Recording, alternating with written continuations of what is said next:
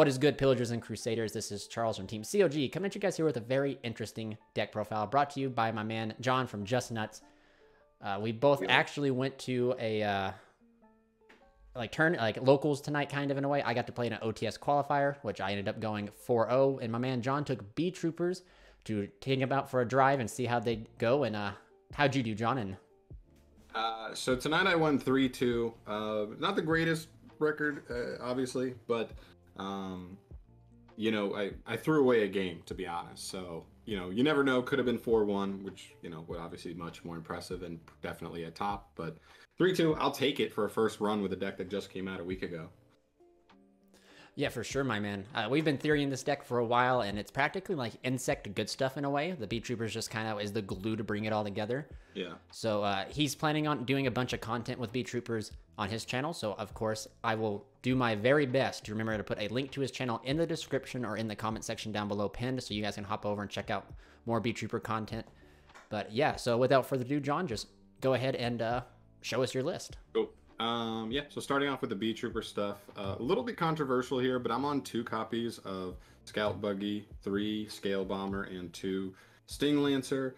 Long story short here, we have a lot of normal summons in the deck, like 11 or 12, like at least normal summons / pseudo normal summons. And so I just was at a point where I had too many, and I was seeing like 3 to 4 normal summons in certain hands. So I really wanted to cut down some somewhere just to like kind of consolidate on that and play more extenders. And so Scout Buggy ended up getting the cut there. You only need 2 because it summons another copy from deck. So, and you could shuffle copies back, so that's not a huge deal. But other than that, like some people might have a problem with that, I guess. Scale Bomber is awesome, really good extender that also gives you like a Ghost Ogre effect on field. And then Sting Lancer is insane. This card's so good. This card is amazing. It is amazing. It's like the I don't know, the elbow of the deck. Like if part of the deck is your forearm and the other part of the deck is your like bicep, like this card's like the elbow that like connects it all together. Because it's like part of your end board. It's a hand trap you end on, and it's just so good. It's disruption. This card's insane. It's like DD Crow summons itself and then searches you either a counter trap or a follow-up field spell that's just going to be a monster reborn every single turn. So this card is insane. Yeah, Sting Lancer's pretty crazy for sure. Yeah, I mean, just you read that card once and you're like, dang. All I have to do is put a insect in grave, and this is like insane. Then we're playing the Battle Wasp because the Insectors suck. I'm sorry if you love Insectors. They lose to one hand trap. They're stink. Until the spell comes out, and unless the spell's like insane, it's Battle Wasp right now. You have to run the Battle. And man, they're like 13, what is it, full hour long turns just to combo off. I mean, that's just kind of crazy. On like an Appaloosa and like like an IP. Like that's what they're ending on. They're just getting like infinite materials, but like they don't necessarily have the right cards to be able to like go into off of it. That's like that good. It's just generic stuff. But yeah, for the Battle Wasp, triple Sting the Poison, triple Twin Bow the Attacker, triple Bullseye, Pin the Bullseye, and 1 Arbalest. This card is probably the best starter by itself in the deck for the most part, just because a lot of your other normal summons require an extender to actually work. Like Resonance Insect, and then this guy summons for free but locks in insects. This guy summons for free if you have an insect on field, and then burns for 200. And then this guy's really good follow-up. So we have ways to like revive him on our opponent's turn to get a search, and then you'll search like Arbalest because he's kind of like Wolf Bark for insects. And then if he's destroyed, he also summons a Battle Wasp straight out of the deck. So he's actually pretty good. But yeah, you need those just because like one, these are just like solid extenders and one of the best starters in the deck. Package is really good. For generic insect stuff, triple Resonance and 1 Goki Pull. This feels bad sometimes. I think multiple times in my Beetrooper testing so far, you use Pycofelina's effect for a free draw. You shuffle 3 insects and grave back into the deck to draw, but that's before usually you're banishing Resonance off of the Armored Horn for the combo, which sends Goki Pull. But we're only playing 1, and twice now I've drawn this off of the Pyco effect, and it's like the only way, if you didn't already hard open it, to like brick out the Resonance Insects effect. But I did today, and that's fun. But other than that, you only really want 1. It's not as good a normal summon as the other one, so ideally you only really want 1 just to resolve this. We can shuffle it back later and be able to resolve it again. So that's plenty. And then this card's like so stupid. It's like Ben 10 on crack. Yeah, I think it's better than Ben 10, right? Like, because Ben 10's at least specific that it has to be like tributed. This card's just from field to grave, and it's a normal summon. Yeah, that's true. Yeah. And it has the bonus effect engraved to get like a free Foolish Burial. Like this card was insane. I resolved this 4 times in turns, like 3 separate times today. And you just end with like Kaiju, 2 insect hand traps, like, and depending on your build, you could end on like a second Kaiju or the retaliating sea. Like, just like, it's stupid. It's stupid. Triple primitive. Kind of hate this card, to be honest. Like, it's actually pretty decent as an extender, but like I just read Red Layer. Charles knows what I'm talking about, and then I just read this. And I'm like, damn it, this card's like just the worst version of Red Layer. It's 1200, 900, whereas Red Layer is actually a beater, and Red Layer just like adds back other Red Layers like every turn, which is really nice for the grind game. And this does none of that. So he's fine. He's just a summon. 1 Aztekipede, 1 Doomdozer. I do recommend playing one of each. They definitely come up. So like you have the Goki Pole, which only searches exactly level 4s. And if you don't want Resonance or Retaliating, and maybe you're playing through like hand traps, sometimes you just need an extender. And so this is the best situation for that. And then same thing for Resonance, right? If you have a search off of Resonance, but maybe Sting Lancer isn't live because you're going first and your opponent impermed you or nibbed you, so they don't have a monster in grave yet, but you still need to play through that interruption, Doomdozer is your extender to go into. He also helps you obtain lethal really easily and just be a clutch extender. The only thing I would say is sometimes they can be a little bit awkward with like Armor Horn's effect as well as Pyko's effect. Like she wants to shuffle 3 to draw, he wants to banish 3 to summon himself back from grave. So sometimes these guys needing to banish to summon can kind of make it a little tight in grave as far as making sure you have enough to be able to resolve the extra deck effects. So that's the only thing you got to be like cognizant of as you're playing with these. Double retaliating and 1 contact. Retaliating is cool, but it's honestly not amazing in every matchup. Like it's very specific matchups that it's really good in. Like Virtual World, maybe they have Monster Reborn in their deck, and like other than that, they like don't have a card that triggers it. So it's like Prank Kids. Tri Brigades don't really play a lot of spells. I guess they might play Monster Reborn, maybe, but like it's like Drytron and Prank Kids. This card's awesome with, but it's still kind of like a starter. It's a pseudo starter. It's not as good as Resonance, but it's okay. So I'm just playing it at 2 and not maxing out on it there. And then the contact. This card's really good versus some matchups, but it doesn't have like really any engine purposes. So just the 1 up there. I'll side the other 2, but yeah, just 1 in the main for sure. That's definitely correct. 1 Godarla. Yeah, it's Kaiju. It's searchable. Resonance can search this so freely, which is really good. Just helps you break boards, helps you in weird situations. This card, like just the fact that this deck can search this means that like adding Nister is the buy. It's funny. Right? Yeah. Wow. Yeah. Just out the rival. Yeah. Yeah. So I mean, you just don't care. Like that's like the only thing you're scared of, and you're not because of this. And yeah, this one just because. If you're on, like, if, I guess, in the weird, like, I know it's not super popular, but Bird Up, I guess. And then Flundereeze is going to come out, so they're going to be playing the Wind statue. So this one, if you're going to play 1 in the main, I think is probably right over Kumungus, because I think the stat line doesn't really change too much. I think the same stuff that gets over Kumungus also gets over Godarla in your deck, so not a huge concern. This is kind of, like, interesting.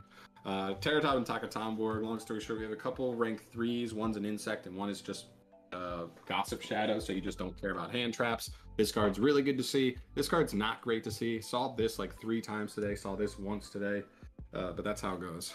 Whenever you play a package like this, it feels like it's a cool, it works. It can jump out of the hand because a decent amount of your deck is wind, but then like all your important link monsters require an insect, other than like Papillon. But unless you have a really good hand that can make Papillon, like he doesn't really matter that much. But Terratop is really insane to see. Yeah, you see Terratop, it's practically a free gossip before you even commit to your plays. Yeah, I will say though, sometimes I think a fair often amount of the time when I see Terratop, if you only really want to make gossip if your hand is like insane, to just say like no to nib pretty much. Yep. If your hand is not insane, you kind of like have to make the Cicada King. Okay. Just because you need that extender. If you don't have like, if you're not confident in the rest of your like your hand, like I don't want to give them a draw and then end on a mediocre board because my hand wasn't like that worth. I'd rather just have the extender in Cicada King to have the higher ceiling. 1 formation. When you read this, you may think it's more than a 1-of, but trust me, it is not. It only revives Beetroopers, which can be definitely awkward. if you didn't open any, especially if you get hand trapped early. So it's just dead if you can't even get Armor Horn engrave. And so like I think 1 is perfect. You usually search it as follow-up, but in specific hands, if you hard open it, it can be a decent extender. Reborn, this card's insane for sure. And then right now I'm on 2 Prosperity. This is definitely not something you have to play. I know, like, if your budget, I literally just couldn't think of a worthwhile extender, but I actually have talked to some people. There's some other stuff I'm looking into. Potentially Mirror Ladybug could be pretty cool. But yeah, I think if you just want to play 2 other extenders, this is just a little bit versatile. The only thing it locks you out of really in the deck is your draw off of Papillon, or not Papillon, Pico Felina. Then for the traps, I mean, I played Imperm today. Again, this could be any other hand trap. In fact, today, I think like 4 separate times I wished this was Ash, and it wasn't. So, to play Ash. Avoided talents, though. You're able to successfully avoid talents, though, by playing Imperm. It does. Nobody was playing talents because it's locals. At least nobody had it when I dueled them. But yeah, like literally anything. I just wanted another defensive card because when you look at like the defensive cards you're playing in the main, luckily the deck already has Godarla, double retaliating, and the contact for like just defensive cards going second. And so I just wanted one other like 3 of essentially. So I felt like there'd be a decent chance of seeing at least 1 when you lose the die roll. So yeah, I'd just advise playing something. If you want to play a higher ceiling card like Droll, go ahead. I wouldn't blame you. Just maybe not at locals. Maybe do that when you're going to like a higher level event. For the extra triple, this guy, I didn't think I'd need triple, but boy howdy, I did. Boy howdy, he came up in triples like 3, maybe even 4 times. I mean, there's so many hand traps in the format right now. Sometimes you just end up in grind games, and you need to keep going into this guy to keep threatening your opponent with like hella link material from Grave. Double Pico, again, must be a 2 of. This card comes up every turn 1 as you're trying to combo, and then sometimes if you have to grind at all, it gets you another Resonance Insect and another free draw. So definitely like this. I even made this a couple times, even without having any Resonance Insects in the deck anymore, just to get the free draw, because why not, as you're linking up. This card doesn't really matter. It literally just says you can make this with any 2 monsters with different names, and that's it. 1 Calaria, this card's just it takes any 2 insects and it's unaffected by all trap effects, and it's 1800. So versus weird matchups like Altergeist or something, you could just make this, and this is just an annoying beater for them to have to deal with because their back row just doesn't interact with it. 1 Papillon, this card gains 2 counters or gains a counter for every insect used for its link summon, and then it can detach a counter on the next turn. On the following turn, it just can't do it the turn it's summoned, to revive a level 4 lower insect from grave. So there's really cool plays where you just end with like this as just one of your best starters, but you end with it in grave and you revive it on your opponent's turn to then get a search for follow-up. He'll search the Arbalest, and then it's just a walking impermanence. So like you're getting an extra interruption and a follow-up off of this card. So when you're able to go ham with your combo, like you're going into this guy because he's actually really good value. And then Double Atlas. This could be a 3 of for sure. Space is a little tight right now because there's a couple other random cards I'm trying to include, but for the most part, 2 should be fine. I did find myself once today wishing I had the 3rd. This card's insane. It's untargetable. It's indestructible, and it summons a Beetrooper from deck every turn. It's crazy good. Yeah, it's great. It's remarkable. For a Link 4, it's crazy. Like people don't even think about it. No, I mean, both the Salamangreat matchups I played today just lost because one, it was locals, and I'm not going to blame somebody for not having access code, but access code would have been like the only out in their deck. So like even in that situation, you just keep them off access code. You keep them off a Link 4, they literally can't out this card. So yeah. It's crazy because that card is it's like a walking towers in a way, and then it also toolboxes out your good Beetroopers, which means like if we get even better Beetroopers later, Atlas is just going to be able to tutor them right out from the deck. Right. Which I mean, like you already tutor out Scout Buggy. It's like whatever Beetrooper you don't open, Atlas will get you the missing Beetrooper, which is crazy. The resolving, it's still like such a problem for certain decks, more control-y decks to like try and clear. Yeah, because the protection is pretty solid. Like that's something people don't understand. Like cards that can't be targeted or destroyed are very problematic because so many cards target and destroy. Yeah. Yep. So, yep. You can move on. Cool. For Exceeds, Gossip Shadow and Cicada King. Did not make Gossip Shadow today. I think the only time I saw Takatomb or Terratop, my hand was not good enough to do Gossip Shadow. I had to make Cicada King because like I don't even think I could go combo with the rest of my hand. So I had to make Cicada King for an extender. But this card was fine today. I mean, listen, the downside is I played Salad twice and Virtual World twice. So this card being essentially like a worse imperm doesn't really interact the best with either of those decks. So I would say it was okay, but it wasn't crazy. I mean, it's nice because you went on so many interruptions, even though all of them aren't crazy, they kind of like stack up, even if they're not all like super powerful. But he was fine. Yeah, I used his effect to Reborn like all the time today. That was the best part about him. And then for some random stuff, one Almirage. This is for specific situations where like going second, you can like link off Resonance Insect, just normal Resonance, link it off. Oh wow, to get that immediate search, huh? Yeah, so like the idea is like if my opponent doesn't really know what's going on yet, right? Because this is a rogue deck, it's new, people don't know it. If they're like a Dragoon deck and they don't want to negate the Resonance out the gate. So like if he has extenders, if he has something weird, like I don't want to throw my negate out on the very first card, and they let the resolve, and then I search Godarla, it's already gone, right? They just blew it and they lost the Dragoon for nothing. So the idea there is you can kind of like trick people into like, because people are just want to hold, better players want to hold interruptions longer if they don't really know what you're doing.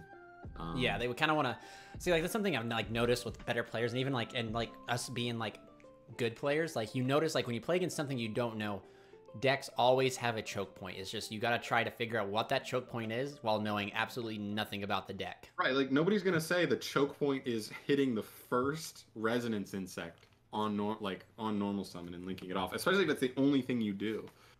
I mean, like the only way I see them like negating that is if they think like specifically his hand is so bad that he had to just normal the Resonance and link it off. But if they don't really know the deck that well, which nobody does at the moment, and maybe this changes later on, I won't play this anymore, then like, cool. Or it's something like Adagnister. Like if you play against Adagnister and your hand's really bad, but you just have a Resonance in hand, you can just go normal Resonance, get the Kaiju, and out the Adagnister, link 6, going second. So works. I mean, it gets. That's probably the stuff of nightmares for an Adagnister player. Yeah, honestly, especially if they had Ash and they just like didn't Ash because it's not hard once per turn. That also, like, people hate ashing stuff that's not hard once per turn because it just feels like such a neg if I can resolve it again. Phoenix, this is literally just for Tikaboo. It's just Tikaboo. That card like poops all over this deck. This deck cannot play through it. This deck has no outs to it inherently into it, like into its core. Yeah. I don't even know how I would attempt to make this through Tikaboo though, but it's there, I guess. If rather have it, right? Rather have it, need it, than need it, not have it. And I guess there could be other like things too. Like you could run into people siding summon limit and random stuff like that, where this could be nice to help you pop off. But yeah, didn't come up. And then access code came up once today and a couple times in testing. So like the only effects that actually lock you into stuff is if you like use Twin Bow. Twin Bow will lock you into insects for the rest of the turn from the extra deck. But other than that, unless you have exactly Scout Buggy, Armor Horn, or the big boy Atlas on field, they just say they have like the Guard Dragon clauses where like while they're on field you can only summon insects. So as long as you don't have those on field and haven't used Twin Bow, you can just make access code and it comes up because the deck has literally no removal. It's the biggest downfall of the deck. Any deck that can just set up a wall in each battle phases, they have a chance to grind with you because your deck's removal is just battle phase oriented. You have to just run over them with a bunch of big beaters, which can work a lot of the time, but there are certain decks that have ways to just kind of like stonewall you in the battle phase and not die. And this deck really struggles because it just has no removal. It's the biggest thing I'm hoping for from the next wave support, to be honest. But yeah. Hopefully, like I said, like it's really a really good opening for sure. Yeah, no, it's a great start. I mean, you always read the insect cards and you're like, wow, there's a handful of insect cards that are really, really solid. Like hundreds of them, guys. There are hundreds of insect cards out there. Like, wow, there's like so many good insects cards. Like, we didn't even include them when we were discussing like skeletons for the list because like they're just so good. There's so many different good insects. Like, who would think it'd be 2021 and like Resident Insect would be good? Like, or I'm not playing Insect Imitation. I'm not playing Cocoon of Ultra Evolution, which I think both have like, there's definitely an argument for them. And then like that's just the tip of the iceberg. Like those, I mean, there's so many other cards. It's crazy. It is. Well, thank you, my man, for giving me the profile. And please remember, guys, if you guys want to check out some test hands, I will, of course, check out the link in the description or the comment section leading to JustNutz channel. Yeah, but and also, if you forget, it's JustNutz Productions on YouTube. Yes. If you want to just... There's a high probability I will forget, but in the case that I don't, check the links down in the description or the comment section to be able to go over and support my man and see some awesome test hands. But this has been Charles and John from JustNutz, and we're signing out.